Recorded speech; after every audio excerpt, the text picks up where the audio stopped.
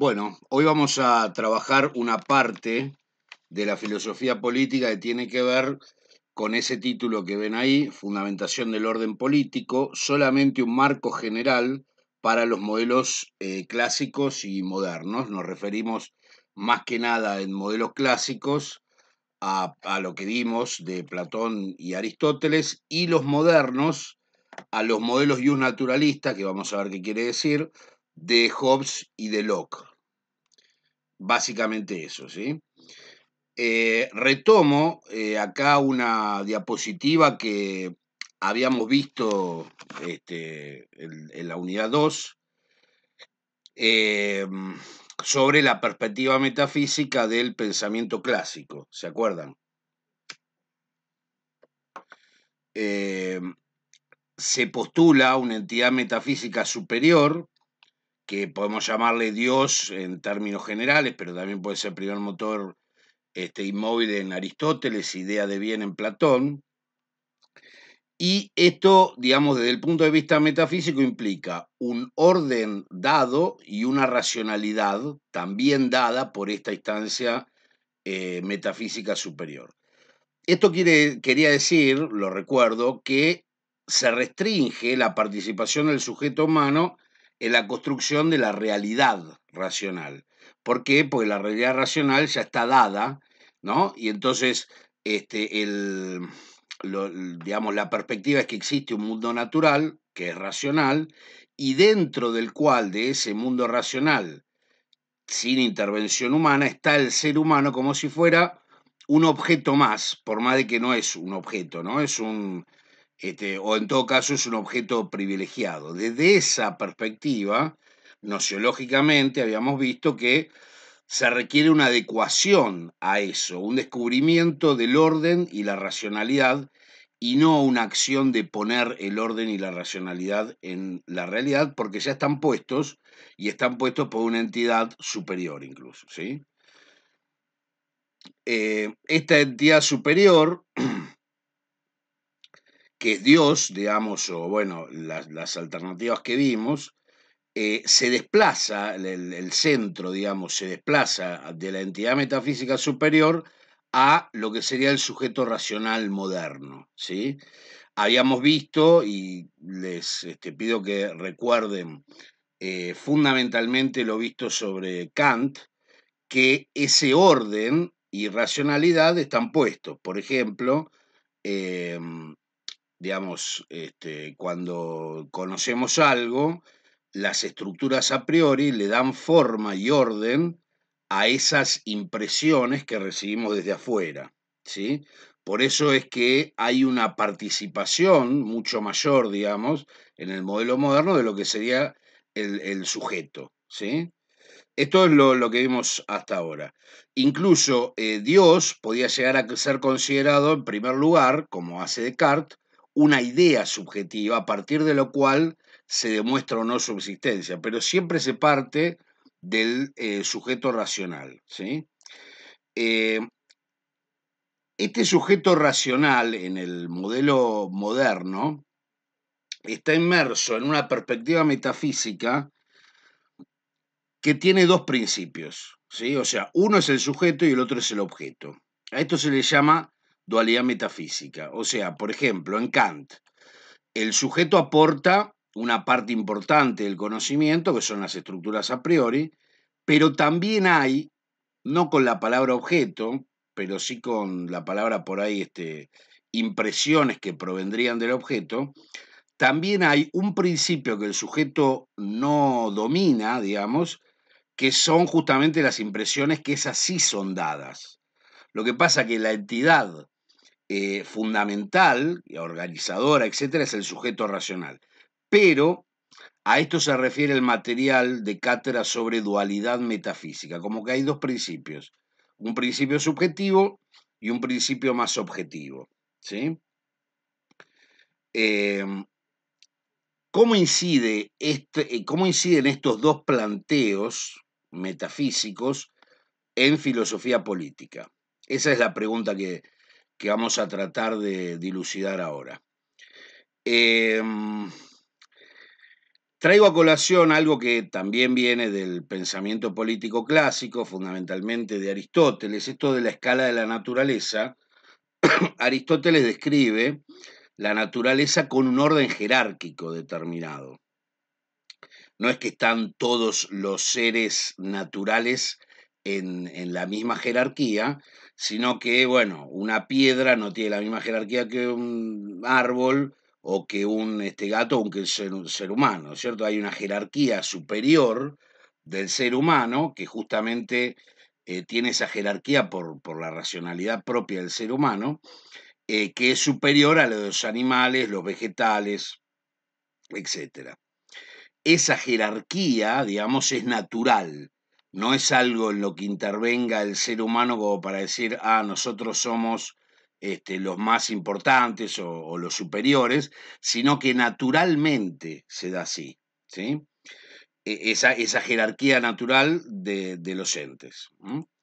Ahora, cabe preguntarse, y esto por ahí no solo para Hobbes, sino incluso para algunos planteos que se hacen en ciencias biológicas y demás, ¿qué pasa con todo el conjunto de los seres humanos? ¿No? Si hay o no algún tipo de jerarquía natural entre los seres humanos. Y resulta que sí, no es exactamente igual el planteo para la jerarquía natural de los entes en general con respecto al subconjunto, digámoslo así, de los seres humanos, pero sí hay una jerarquía que también es natural y que se da en esa racionalidad dada,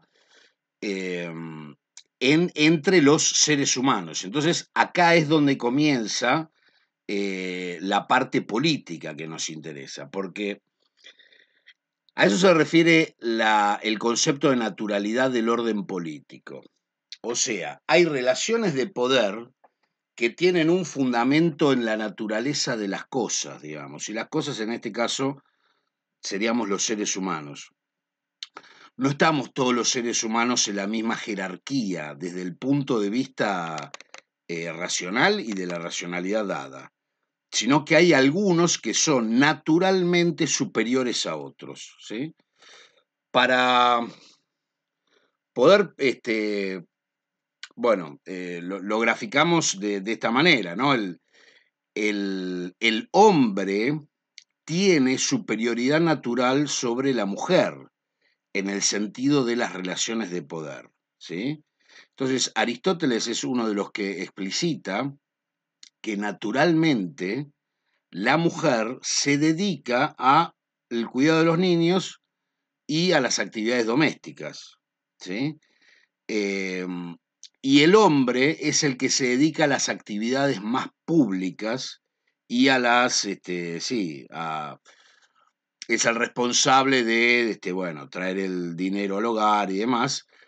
Eh, pero esas relaciones, lo importante es que no son simplemente sociales, sino que lo social reproduce una jerarquía que es natural, ¿sí? O sea, una jerarquía que sea natural quiere decir que la entidad metafísica superior, de una u otra forma, está incidiendo de alguna manera, si fuera Dios es más fácil pensarlo, para que las cosas sean de esa forma, ¿sí? ¿Por qué? Porque hay un orden natural dado. Dentro de las relaciones políticas se llama orden político, natural, dado y además racional. Es racionalmente correcto, digamos, que se den esa división de funciones, porque a la mujer le corresponde naturalmente cuidar a los chicos y dedicarse a los quehaceres domésticos, y el hombre tiene una función de mando dentro de la familia, ¿sí? Lo podemos pensar también para poder entenderlo, pensarlo también en función de los hijos, ¿sí? Y ahí por ahí lo podemos entender un poquito mejor en esta época. Como que los hijos y el padre, podríamos incluso incluir a la madre acá, los hijos y el padre, tomemos esa relación, no están en el mismo nivel. Y no están en el mismo nivel, no porque unos hayan decidido estar por debajo y otro haya decidido, sino porque naturalmente es así. O sea, naturalmente los hijos están bajo la protección, el dominio, el cuidado, el poder del padre, ¿sí? Y de la madre en este caso, ¿no? Eh, entonces, para poder entender estas relaciones, esta jerarquía natural, podemos pensar en eso, ¿sí? En las relaciones de poder que se puedan llegar a dar entre un padre y los hijos. No están en igualdad de condiciones, en igualdad de poder, y esa diferencia de poder es natural, ¿sí? Y es además racional que así sea, ¿no? Pero bueno, esas jerarquías que nosotros podríamos entender de alguna manera, incluso en esta época, entre padres e hijos, se dan también entre hombres y mujeres y entre amos y esclavos. O sea, la esclavitud es un hecho natural y, digamos, está bien que así sea, porque unos nacieron para mandar y otros nacieron para obedecer. ¿Sí? Eso que nos choca, sí, muchísimo, mucho más que la relación entre padres e hijos. Este, Esto es algo que se sostiene desde el modelo político clásico y bueno, es el fundamento de un montón de relaciones, ¿sí? Pero básicamente nos interesan las relaciones políticas. En realidad, los que están habilitados de alguna manera para mandar en la ciudad son los que mandan en sus familias, y los que mandan en sus familias son los hombres, que además tienen esclavos, ¿sí? Y los esclavos serían como instrumentos de los amos, ¿sí? Y todo esto, vuelvo a repetir, es natural y dado. El fundamento de por qué, porque la naturaleza y el orden racional imperante así lo determinan, ¿sí? Lo mismo que vimos en la parte de metafísica y nociología, pero acá aplicado al ámbito de las relaciones políticas.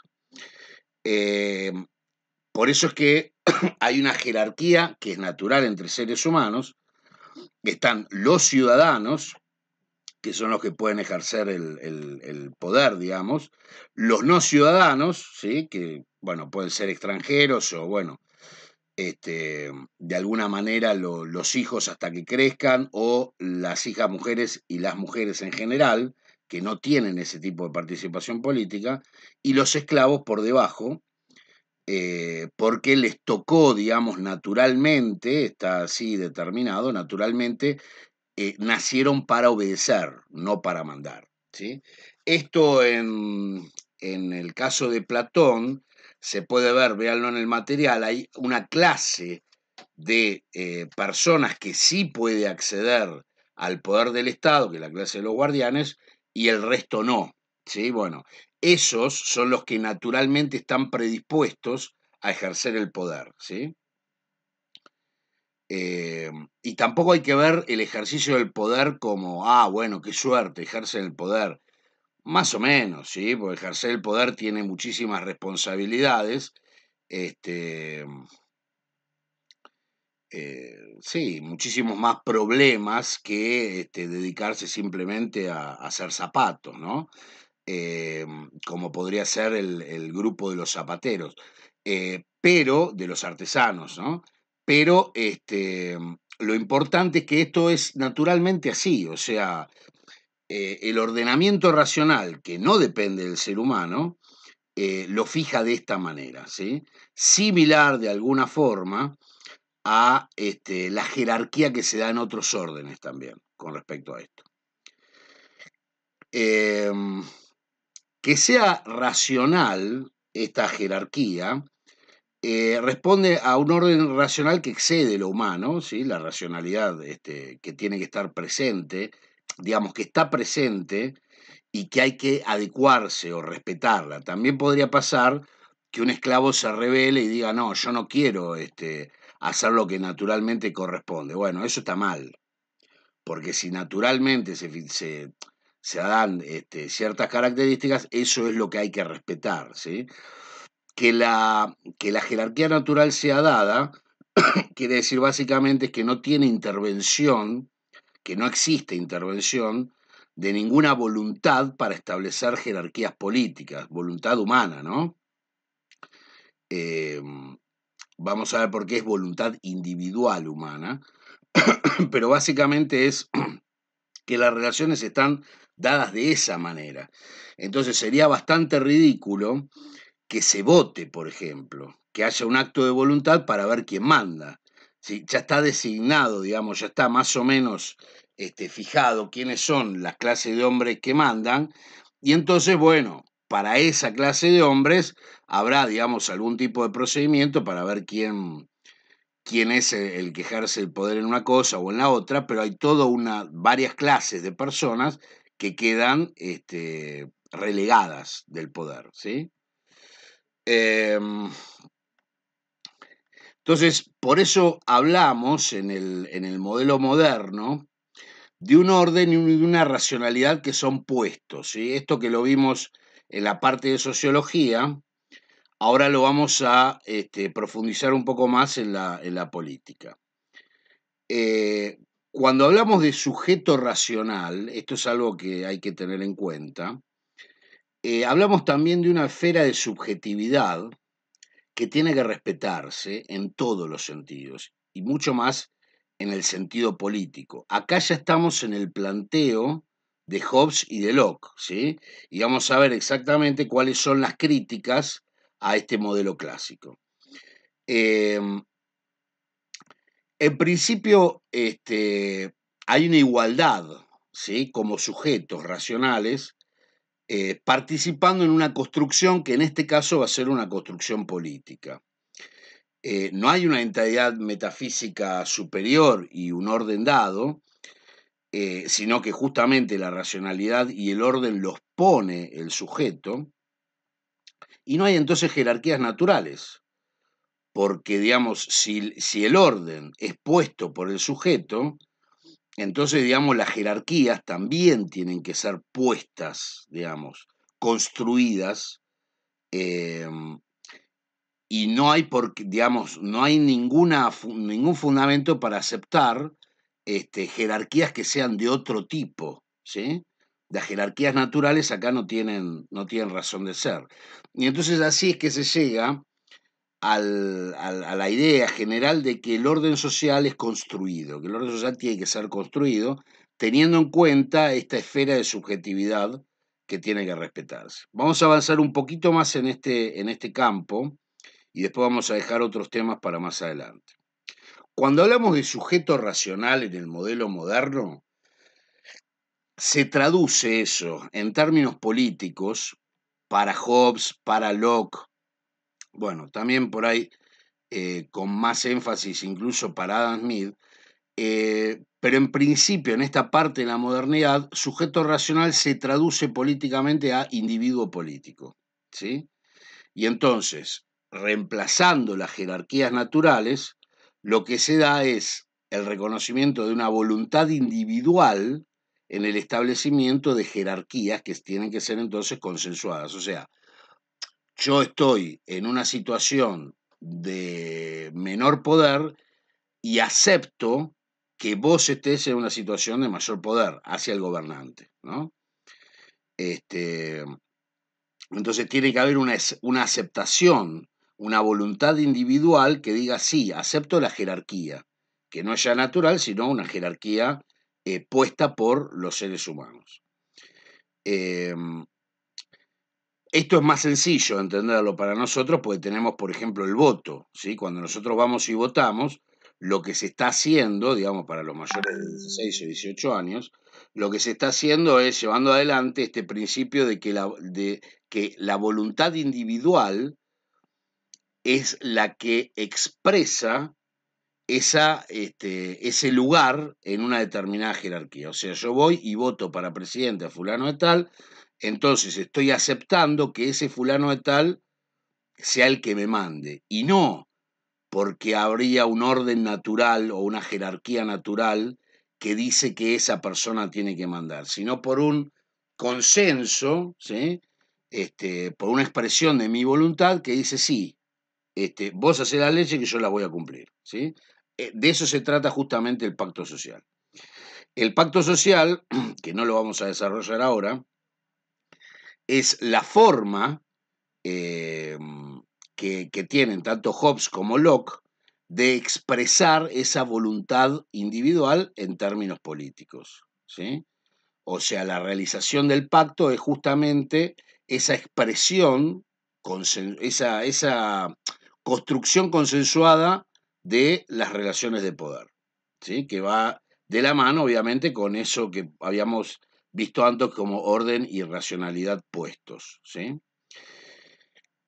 Surgieron algunas dudas y problemas con el término natural y naturaleza, ¿sí? Eh, en el modelo moderno, ya lo dijimos, se cuestiona esto del orden natural dado, ¿sí? Ahora, hay una utilización del término natural que vamos a ver exactamente cuál es. En primer lugar, se utiliza lo natural para hablar de la naturaleza humana. En segundo lugar, para hablar del estado de naturaleza y de la ley natural. Y en tercer lugar, para hablar de los derechos naturales, ¿sí? Vamos a hacer un breve recorrido por los tres conceptos para ver bien cuál es la diferencia con el otro modelo, el modelo clásico, y poder avanzar un poco más en la determinación del alcance de cada uno de estos términos. En principio, naturaleza humana se refiere siempre, y esto en Aristóteles, en Platón, Hobbes, Locke, y lo vamos a ver también en Adam Smith y en Marx, naturaleza humana se toma siempre como sinónimo de esencia del ser humano. Es una pregunta que tiene que ver con la antropología filosófica, si se acuerda al principio de la cursada, la antropología filosófica es precisamente sí, la pregunta que se hace la filosofía desde el ámbito o sea, la pregunta de qué es el ser humano desde el ámbito de la filosofía se responde desde la antropología filosófica, ¿sí? La esencia del ser humano, ¿qué es el ser humano? Lo que vamos a ir viendo en este modelo naturalista moderno, fundamentalmente Hobbes y Locke, es que eh, esta caracterización del sujeto racional como individuo, que yo les contaba antes, se va perfilando cada vez más hacia una caracterización de la naturaleza humana desde el punto de vista del egoísmo, ¿sí? O sea, la esencia humana se entiende, básicamente, esto va a estar mucho más exacerbado en Adam Smith, pero tanto en Hobbes más que nada, en Locke también, como cierto egoísmo ligado a la satisfacción de deseos o derechos que son individuales, ¿sí? Se le pregunta, ¿qué es el ser humano? Básicamente, además de tener cierta racionalidad, porque eso también está la cuestión del egoísmo como algo bastante importante para definir la naturaleza humana. La racionalidad está, pero como pueden haber leído en el apunte de cátedra, es una racionalidad bastante más instrumental, o sea, como instrumento para obtener ciertos beneficios o cumplir ciertos objetivos o intereses desde el punto de vista más que nada individual, ¿sí? No nos vamos a meter mucho en qué es la racionalidad para estos pensadores porque entraríamos en un problema bastante largo, ¿sí? El otro concepto que utiliza, digamos, lo natural es el estado de naturaleza. El estado de naturaleza sería básicamente un estado en el que los seres humanos se encontrarían previo a las jerarquías políticas, ¿sí? El estado natural en el que se encontrarían los seres humanos previo a las jerarquías políticas. Acá hay todo un problema también de si es real o no el llamado estado de naturaleza. Hay también una serie de críticas con respecto a que el estado de naturaleza no se podría dar nunca, porque, por ejemplo, alguien nace en el ámbito, por ejemplo, de una familia y ya, digamos, depende de los padres, ¿no? Y entonces no está la igualdad natural que se predica, ¿no? Y siempre hay una jerarquía en el momento en que uno aparece en el mundo. Bueno, Hobbes lo resuelve más o menos diciendo que en definitiva hay una especie de pacto entre el padre y el hijo que hace que no haya estado de naturaleza. No vamos a entrar en eso. En principio, el término natural se utiliza para designar estado de naturaleza y la ley moral natural, eh, que léanlo, es, digamos, la parte del ser humano racional que se puede dar, que se da siempre, ¿sí? Independientemente de que haya o no jerarquías políticas en un agregado humano, ¿sí? Esto se contrapone, lo que sería el Estado Nacional, a una especie de Estado artificial, que sería el Estado político, así lo llama tal cual Hobbes, ¿no? Locke no utiliza ese término, pero sí está esa artificialidad como sinónimo de construcción, ¿sí? O sea, está lo natural, que es el Estado natural, y el Estado político, que sería artificial, o sea, una construcción humana, ¿sí? Bueno, ese estado natural es de igualdad y libertad individual. O sea, desde el punto de vista relacional, y obviamente antes de las jerarquías políticas, hay igualdad, ¿sí? Y libertad. Esa igualdad y esa libertad se limitan un poco, pero con el consentimiento de todos, se limitan en lo que sería el Estado político, ¿sí? Otro de la utilización, y esto por ahí sí es lo más importante, incluso por las dudas que surgieron, es el término de la utilización del término, digamos, la utilización del término natural en cuanto se habla de derechos naturales. Los derechos naturales son derechos que cada uno tiene el estado de naturaleza, pero son derechos inalienables. O sea que todo ser humano, por el solo hecho de ser humano, tiene que ver respetados esos derechos humanos, esos derechos naturales, para que no se vea afectada su subjetividad humana, ¿sí? Esos derechos inalienables, derechos naturales, son para Hobbes el derecho a la vida, el derecho a la libertad civil, que es un poco distinta de la libertad natural, y el derecho de propiedad para Locke, ¿sí? Ahí hay algunas diferencias, porque, bueno, como habrán visto, el derecho de propiedad de Locke incluye el derecho a la vida, porque cada uno es dueño de su cuerpo, ¿no? Etcétera. Pero esos son los derechos que ningún orden construido puede violar. Por eso se llaman naturales, ¿sí? Como que la artificialidad y la construcción tiene que tenerlos en cuenta, ¿sí? En el caso de Locke, esto significa que el derecho de propiedad, como es un derecho natural y anterior al Estado, entonces tiene que ser respetado por todo Estado, ¿sí? No puede haber un Estado que no respete el derecho de propiedad y que no respete incluso las propiedades ya existentes de los individuos. Esta, esta característica es el antecedente de lo que conocemos como los derechos humanos. O sea, a eso me refería también con esa esfera de subjetividad que debe respetarse, ¿no? Se supone, esto mucho después, pero bueno, no tanto, porque Kant ya es uno de los máximos exponentes en fundamentación de derechos humanos, ¿sí? En esa época.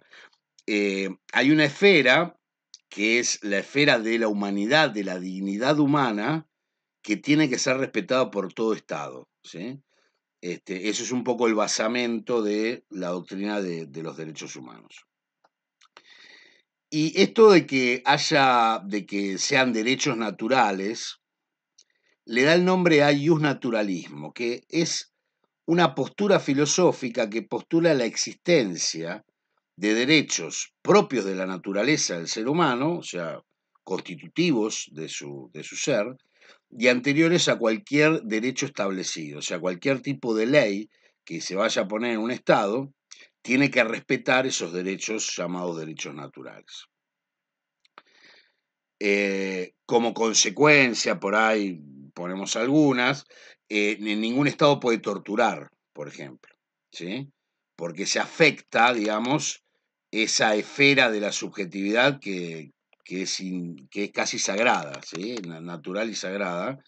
Esto lo dicen tanto Hobbes como Locke. Ningún Estado puede avalar la esclavitud tampoco, porque sería un dominio no consentido, ¿sí? Y el avance sobre esa parte de la voluntad humana que es fundamental, ¿sí? Pero bueno, en el caso de Locke le agrega la propiedad, en el caso de Hobbes le agrega más que nada el derecho a la vida. Hay unos ciertos derechos que corresponden a todos los seres humanos y que ningún Estado puede tocar, ¿sí? Eso lo podemos ver en la actualidad, cuando algunas personas, por ejemplo, entienden que el Estado podría estar violando el derecho de propiedad. Em, por ejemplo, con el impuesto a las grandes fortunas, ahí hay un avance sobre la propiedad de las 9.000 o 10.000 personas más ricas, que por justamente la fundamentación última para poder oponerse a esto es que la propiedad es un derecho natural. Y entonces nadie puede obligarme a aportar dinero para ayudar a otros, ¿sí? Esto lo vamos a ver, está mucho mejor desarrollado en Locke, pero el impuesto a las grandes fortunas que se acaba de votar, incluso ha tenido quienes estaban a favor y quienes estaban en contra. Bueno, el fundamento de los que estaban en contra, después vemos más adelante de los que estaban a favor.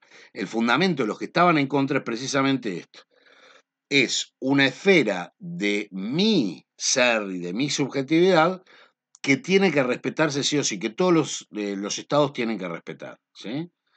Entonces, tiene que respetar la libertad y no me preguntaron si quería aportar, yo que tengo 200 millones de dólares, 200 millones de pesos, digo, eh, no se respetaría en este caso la libertad y no se respetaría el derecho de propiedad, ¿sí? Por eso es que se fundamenta, por ejemplo, en Locke podríamos fundamentar la oposición a un impuesto como ese, ¿sí? Eh, algunas cosas que podemos pensar en relación a todo esto, ¿no? Es que vino mucho después, en realidad, porque por más de que algunos feministas nombran a Hobbes como, digamos, un hito importante a tener en cuenta, porque establece la igualdad natural de todos los seres humanos, obviamente mujeres y hombres.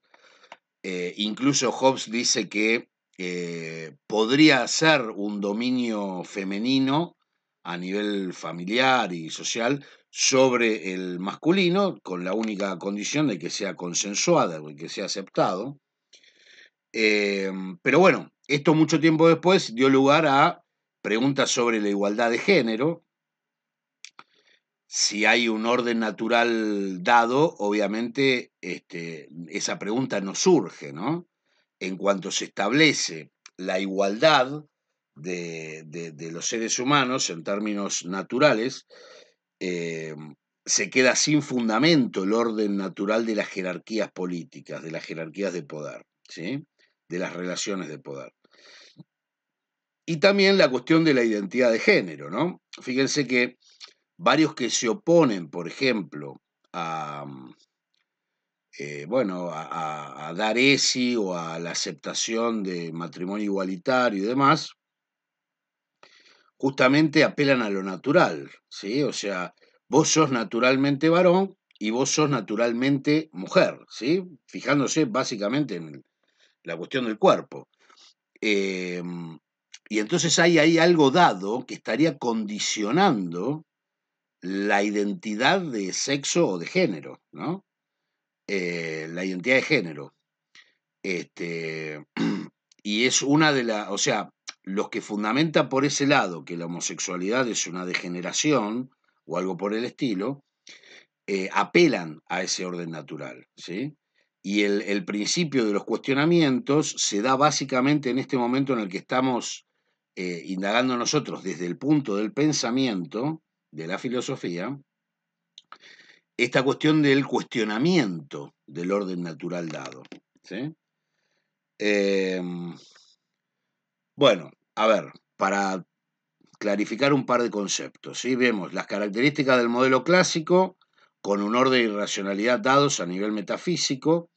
Eso incide en que haya jerarquías que sean naturales entre seres humanos desde el punto de vista político, y el modelo moderno que se plantea como crítica, como crítico, muy crítico al modelo clásico en este sentido, plantea una dualidad metafísica con una prioridad del sujeto racional, y entonces hay un orden social construido porque el orden y la racionalidad son puestos, ¿sí? Algunas de las de, de, de las visiones o concepciones generales del modelo moderno están escritas ahí, son las que marcan por ahí muchas otras. La igualdad como sujetos racionales que participan en una construcción social, la figura que representa la construcción social es el pacto, después la votación, ¿sí? Pero nos vamos a manejar por ahora con ese concepto de pacto social, y una esfera de la subjetividad que debe respetarse, ¿no? Y eso es lo que de alguna forma tiene que ver con los derechos naturales y más tarde con los derechos humanos. Bueno, algunas preguntas que nos vamos a hacer, ya después vamos a poner otros, voy a poner algunos otros videos que vayan detallando un poco más todas estas problemáticas, en especial para el trabajo práctico integrador, ¿sí? Pero bueno, ya podemos ir formulando algunas. En educación, el tema de la ESI, ¿sí? La identidad de género, si es natural o construida, sería una de las preguntas clave sobre los cuales la lectura de estos autores nos puede dar fundamento para un lado, para el otro, y para enriquecer un poco la discusión y también, o el debate, ir al punto real de por qué alguien piensa determinada cosa, ¿no? Por ahí en educación, para mi modo de ver, muchas veces se contesta mucho antes la pregunta, o sea, hay una respuesta rápida antes de pensarla la pregunta y tratar de entender, de conocer, etcétera, etcétera, ¿no? Entonces, este, hay una pregunta, hay una respuesta rápida. ¿Está bien dar ese? Sí. Yo no voy a decir que está mal en lo más mínimo. Digo, sabemos cuáles son las dos posturas que hay, cuáles son sus fundamentos y demás, y está bueno conocerlos porque es la forma también de entender al otro que piensa distinto o incluso poder explicarle mi situación desde un lugar en el que yo ya también conozco un poco cuáles son los fundamentos de la otra postura, ¿no? Bueno, y con respecto a las desigualdades de poder, si se basan en aspectos naturales o en consensos sociales, ¿sí? Estas serían dos de las preguntas que van a tener un lugar protagónico en bueno, en el trabajo práctico. Yo voy a tratar de armar los videos que tengo programados que faltan. Me lleva muchísimo tiempo esto. Y por eso es que no están todos los videos ahora.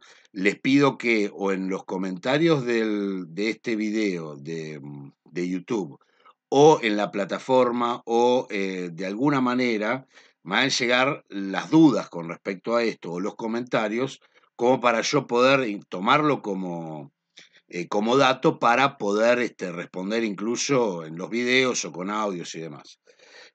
Algunos de las inquietudes que ustedes manifestaron en el registro 9, las voy a tener en cuenta para hacer el próximo video, ¿sí?